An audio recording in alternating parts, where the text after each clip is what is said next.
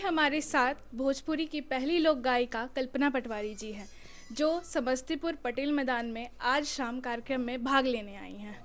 तो वाओ समस्तीपुर में मैम आपका बहुत बहुत स्वागत है। थैंक यू सो मच, बहुत बहुत धन्यवाद। मैम, अब आप किसी परिचय की मोहताज नहीं हैं। तो जैसा कि हमने सुना है कि आप मैं 4 साल की उम्र से ही सार्वजनिक रूप से कार्यक्रमों में भाग लेने लग गई थी, इसकी क्या सच्चाई है? हाँ, मेरे पिता अभी वो नहीं रहे, प्रयात बिपिन नाथ पटवारी जी मेरे मेरे पहले गुरु हुए। और असम की जो कामरूपी लोक गायन है, ग्वालपोरिया लोक गायन है, जैसे असम की जो संस्कृति, असम की जो बिया नाम है, बिया नाम मतलब नाम कीर्तन जो होता है, बिया मतलब विवाह। तो वो सब माता जी से सीखा। और मेरे पिता ही खास हम लोग जोगी समाज नाथ संप्रदाय से बिलोंग करते हैं, तो शैविक एक माहौल में पले बढ़े। और उनसे ही मैंने सीखा। तो उनका जो मंच, वो खुद गाते थे, तो उनके मंच पे मुझे एज ए चाइल्ड आर्टिस्ट ले जाते थे। तो हाँ, 4 साल की उम्र से मुझे एक स्टूल पे खड़े कर देते थे, छोटी सी थी। सो वो यात्रा बहुत लंबी है, मंच की यात्रा बहुत लंबी है। मैम, आपने संगीत के क्षेत्र को ही कैसे चुना? तो जैसे पहले आपका जब पहले सवाल में वो जवाब छुपा हुआ है, वो घर में एक तरह से वो माहौल मिला संगीत का, और पिता से ही वो आया। और फिर विदाउट एनी चॉइस एक्चुअली मैंने ये चॉइस मेरा म्यूज़िक का नहीं था, वो खुद ब खुद घर में पनपा, एक माहौल मिला। और उसके बाद असम में भारत रत्न भी दिया गया उनको, फाल्के अवार्ड से उनको नवाजा गया, प्रयात डॉक्टर भूपेन हजारिका देव। एक तरह से जो चिंतन है और म्यूज़िकल थॉट है, स्कूल है, कल्पना का जो म्यूज़िकल थॉट है, जो आइडियोलॉजी है, वो भूपेन हजारिका है। जो परिवर्तन के लिए, समाज परिवर्तन के लिए, या फिर शोषित वर्ग के आवाज़ बन के संगीत को उन्होंने इस यूज़ किया बहुत ही सकारात्मक ढंग से, कि जो परिवर्तन चाहिए सिर्फ महज प्यार मोहब्बत रोमांटिक गीतों को छोड़ के, या फिर नियम बदलने के जो गीत है, समाज परिवर्तन में मीन्स क्या, कि पुराना नियम जो कभी कभी संस्कार जो होता है, हमको संस्कार लगता है, कभी कभी वो कुसंस्कार भी होता है, मीन्स समय के अनुसार। और तो पुराने नियम को तोड़ के समाज की बेहतरी के लिए नए नियम को गाना। सो मैं समझती हूँ कि बहुत ही फ्यूचरिस्टिक एक थिंकिंग रख के भूपेन हजारिका जी ने म्यूज़िक को टूल की तरह आहिला के रूप में इस्तेमाल किया। और सालों बाद, जहाँ तक भोजपुरी की बात है, हो सकता है मतलब ए गणेश के पापा, या जो बाज़ार या इंडस्ट्री से मेरे पदार्पण भोजपुरी में बाज़ार से हुआ, जो इंडस्ट्री है, मतलब जहाँ मनोरंजन के लिए गाया जाता है, जहाँ फिल्मों के लिए गाया जाता है, लेकिन कहीं ना कहीं आप जो अंदर से हैं वो निकल के आएगा ही। और एक समय ऐसा आया, 2 3 4 जाने के बाद भोजपुरी में भी जब एक जिसको बोलते हैं स्टारडम, वो सब मिलने के बाद भीड़ में भी मैं जब खुद को अकेला महसूस करने लगी, और मुझे लगा कि यहाँ कौन है भूपेन हजारिका।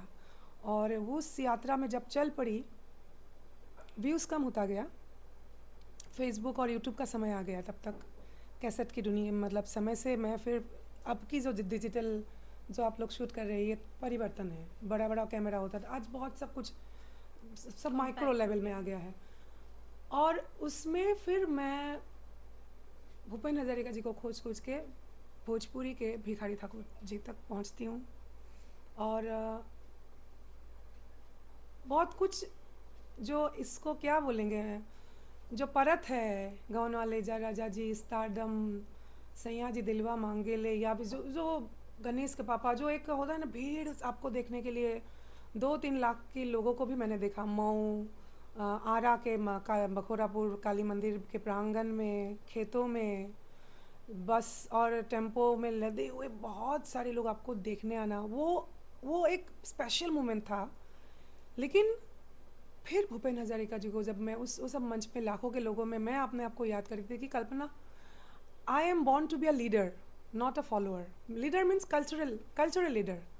सो ये जो लोग मुझे देख रहे हैं, मेरी जिम्मेदारी है, मैं सिर्फ लहंगा और मतलब लहंगा का मतलब ये है कि बोलने का मतलब ये है कि आइटम सॉन्ग्स से लेके सिर्फ ये गाने से नहीं होगा। अब मुझे ये लोग मुझे क्यों देखने आए हैं, मेरे ऊपर जिम्मेदारी है। तो भोजपुरी ध्वजा जो है वो भले ही लोग जितना भी बोले कि ये अश्लील है, ये है, वो है, नो, मुझे भोजपुरी की जय गाथा को गाना है, गाऊं क्या? तो मुझे लगा कि नहीं, बेटी बेचवा गाऊंगी, भिखारी ठाकुर जी की विदेशिया गाऊंगी, साथ ही में चंपारण को क्यों भूलूं, जहाँ से महात्मा गांधी जी ने बिहार के चंपारण भूमि से स्वाधीनता संग्राम का उन्होंने कदम रखा, वो बिहार ही तो है। तो बिहार की इस गौरव में ही विजय गाथा को मैं क्यों नहीं गाऊंगी?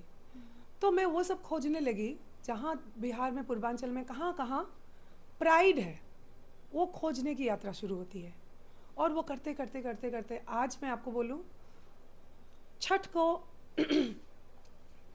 मुझे मेरे म्यूजिशियन जो आर्टिस्ट हैं वो लोग भी बोलते हैं कि मैडम आप जो कोई भी समय में छठ गा के शुरू करते हैं मंच पे, ऐसा नहीं करते हैं, छठ को हम लोग सिर्फ छठ के समय गाते हैं। तो मैंने उनको बोला, जो मैंने बोला कि नियम बदल के नया नियम से को प्रतिस्थापित करना जो भूपेन हज़ारिका है, तो मैंने बोला तुम छठ को पूजन के रूप से देख रहे हो, तुम गलत नहीं हो जो बोल रहे हो, मैं छठ को कल्चर के रूप में देख रही हूँ, और बिहार नहीं, मैं इंडिया की कल्चर के रूप में देख रही हूँ। तो छठ को मैं इसलिए हर मंच में जब गाती हूँ तो मैं कल्चर एंड परंपरा को गाती हूँ, पूजन को नहीं गाती हूँ सिर्फ। और फिर ऑस्ट्रेलिया में, क्वींसलैंड में जब कॉमनवेल्थ गेम्स की समापन समारोह हुआ, वहाँ भी छठ गाई मैं। नॉर्वे में, यूरोप में, मेला फेस्टिवल में, अलग अलग rap music, hip hop music, अलग अलग बहुत सारे म्यूज़िक थे, उसमें भी मैं छठ को नहीं छोड़ी। तो बोलने का मतलब ये है कि हर जगह में प्राइड को, बिहार की और पूर्वांचल की प्राइड को ढूंढ के गाती हूँ, क्योंकि इसका नमक मैंने खाया है, मेरे ऊपर कर्ज है। सो चुकाने की जो तरीका है, तो अब यात्रा इस ओर चल पड़ा है। ठीक है मैम, वाओ समस्तीपुर को अपना कीमती समय देने के लिए आपका बहुत बहुत और धन्यवाद।